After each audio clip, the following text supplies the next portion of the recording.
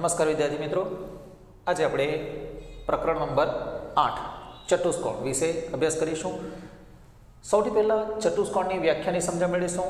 તમને કોઈક સમતલમાં લાઈક અહીં સમતલ તરીકે આપણે બ્લેકબોર્ડ લઈશું, એમાં 4 ભિન્ન બિંદુઓ આપેલ હોય, બરાબર છે. હવે બીજી પરિસ્થિતિ આપણે આ રીતે લઈ લઈશું, બરાબર છે.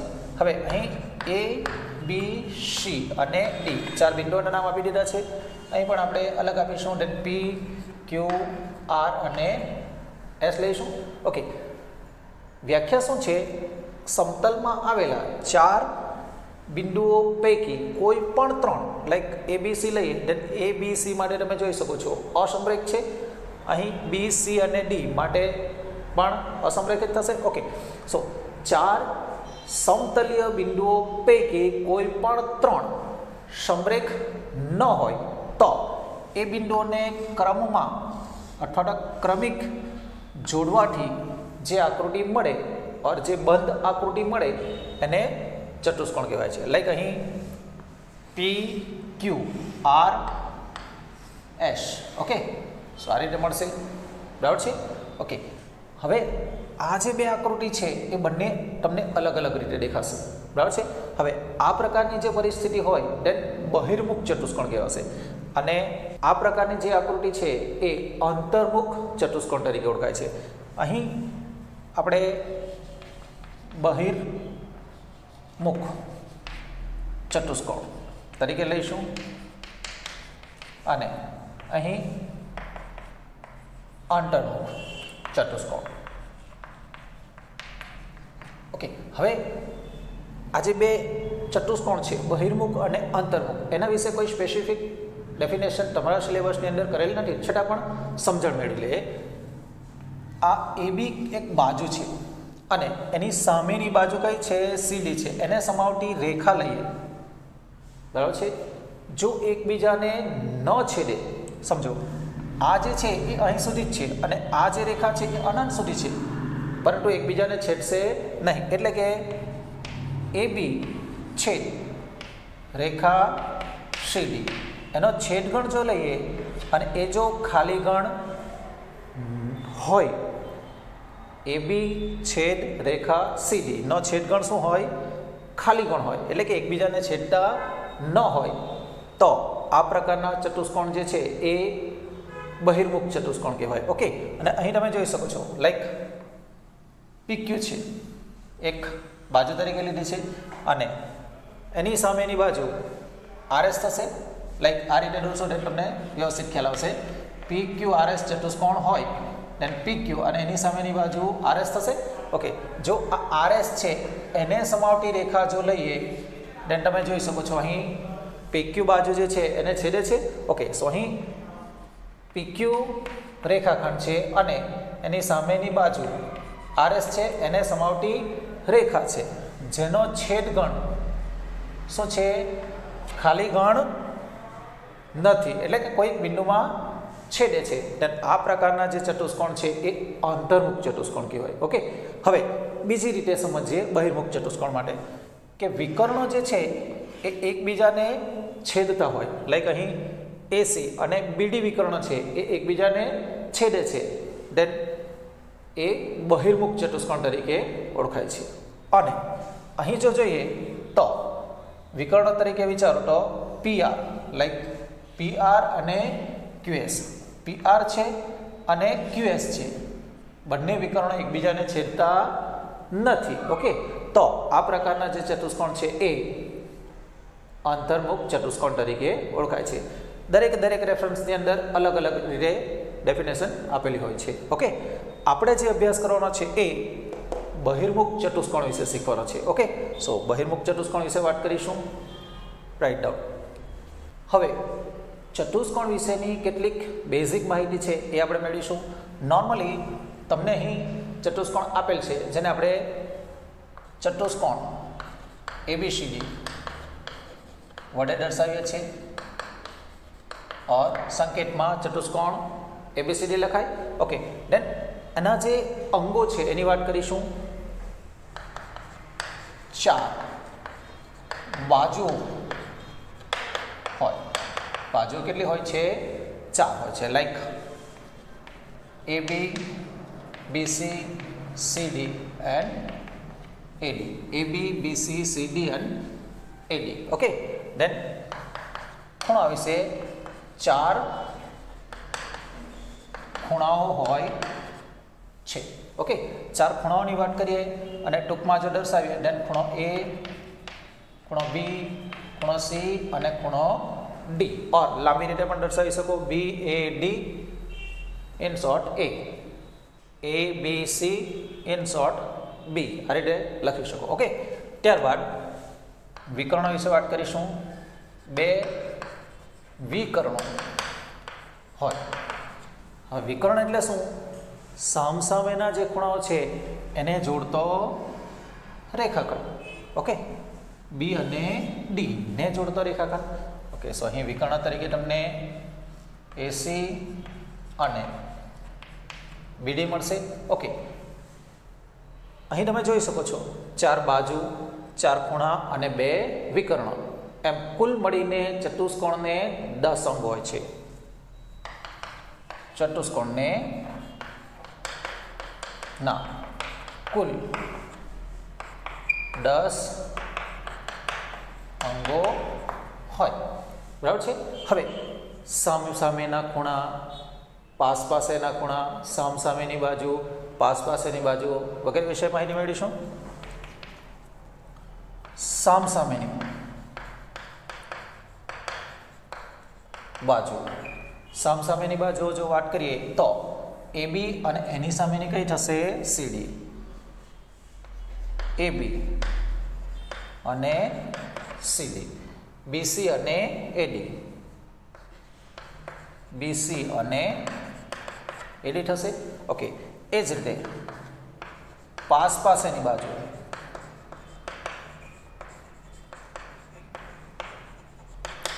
હવે AB બાજુ છે એની પાસેની બાજુ તરીકે BC પણ લઈ શકાય ઓર AD પણ લઈ શકાય. બરાબર છે. ઓકે, સો AB અને એની સાથે આપણે ફક્ત એક જ લઈશું BC. બરાબર છે. અને BC સાથે CD, પછી આગળ જતા આવી જ જશે BC અને CD, CD અને AD. AB સાથે આપણે BC લીધી છે અને BC સાથે CD, CD સાથે AD અને AD સાથે AB. દેટ મીન્સ કે AB અને AD જે આગળ આપણે ચર્ચા કરી ગયા છે આવી જાય છે. ઓકે, સો અહીં આપણે AD અને AB લઈ લઈશું. ઇન શોર્ટ, સામેની બાજુઓની 2 જોડ મળે. સામેની બાજુઓની 2 જોડ મળે છે અને પાસેની બાજુઓ જો હોય તો પાસેની બાજુઓની 4 જોડ મળે. એ જ રીતે ખૂણા માટે સામેના ખૂણાની 2 જોડ મળશે. A અને C, B અને D. ઓકે, સામેના ખૂણા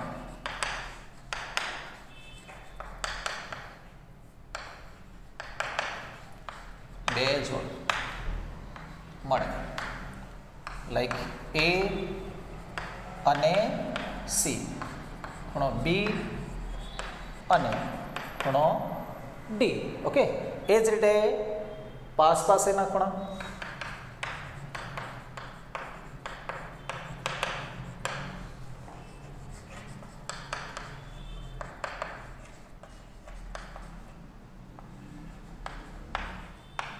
પાસેના ખૂણાઓની 4 જોડ મળે. લાઈક A સાથે આપણે B લઈશું, B સાથે C, C સાથે D અને D સાથે A.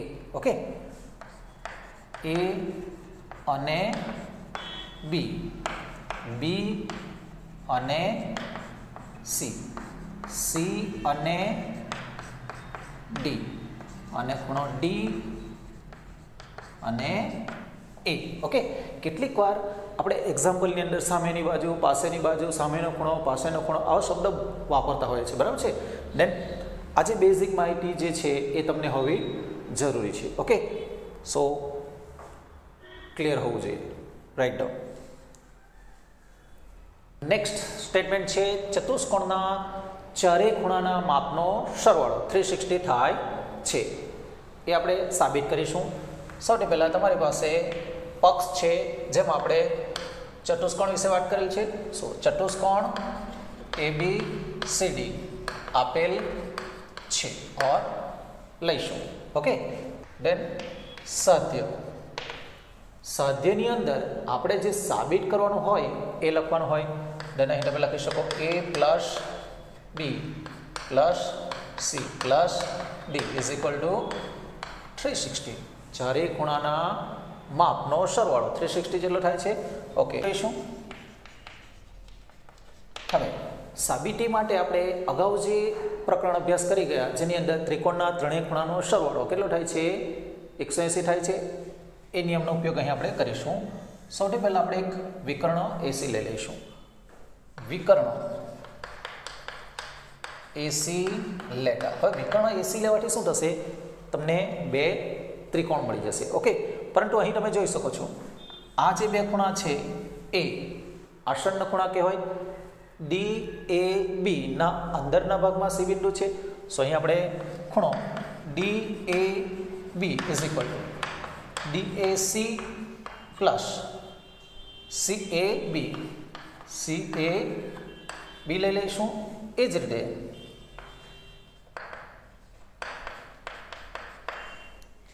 BC અને D માટે BCD બરાબર BCA પ્લસ ACD.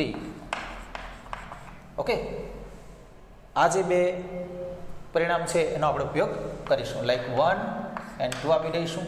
હવે ત્રિકોણના ત્રણેય ખૂણાનો સરવાળો 180 થાય છે. ઓકે, સો અહીં આપણે ટ્રાયેંગલ AB અને C માટે ABC ખૂણો ABC વત્તા ખૂણો BAC ઓર CAB ખૂણો CAB પ્લસ BCA ખૂણો BCA ઇઝ ઇક્વલ ટુ 180 મળી જાય છે. એ જ રીતે ઉપરનો ત્રિકોણ ADC માટે ખૂણો ADC પ્લસ DAC ખૂણો DAC પ્લસ DCA और ACD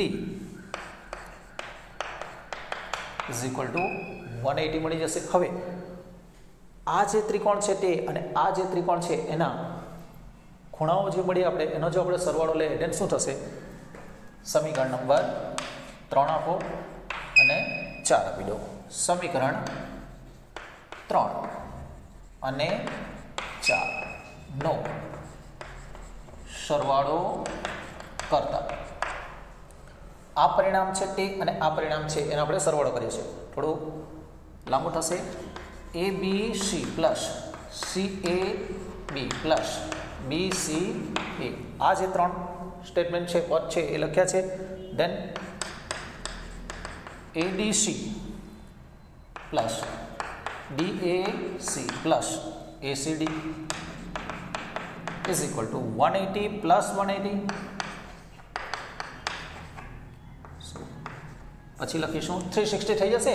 હવે જરા ધ્યાનથી આ જે B છે એના માટે ABC છે. સો ઇન શોર્ટ આપણે B લઈ જ લઈશું પ્લસ CAB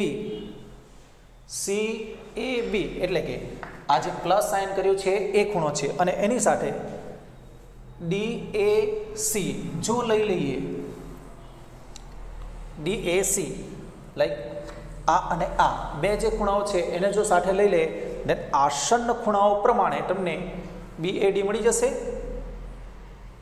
DAC અને CAB જો સાથે લઈ લે then ઓકે, સો અહીં આપણે CAB પ્લસ DAC સાથે લઈ લઈશું. ઓકે, અને આ જે ADC છે એને આપણે ટૂંકમાં ખૂણો D લઈ લઈશું. ત્યારબાદ તમારી પાસે BCA અને ACD BCA પ્લસ ACD છે ઓકે 360 થઈ જશે ના બી જે છે એને અહીં હું લઈ લઉં છું ખૂણો બી પ્લસ CAB અને DAC ના સ્થાને DAB લખી શકાય ખૂણો DAB પ્લસ ખૂણો D પ્લસ BCA અને ACD BCA અને ACD નો સરવાળો BCD જેટલો થાય છે સો અહીં તમે BCD લઈ શકો is equal to 360 now B plus DAB so ખૂણો A થઈ જશે અને ખૂણો D પ્લસ BCD સો ચતુષ્કોણ માટે આપણે ખૂણો C લઈ લઈશું ઓકે નાવ ક્રમ પ્રમાણે લઈશું then A plus B plus C plus D is equal to 360 okay ચતુષ્કોણના ચારે ખૂણાનો સરવાળો 360 થાય છે ક્લિયર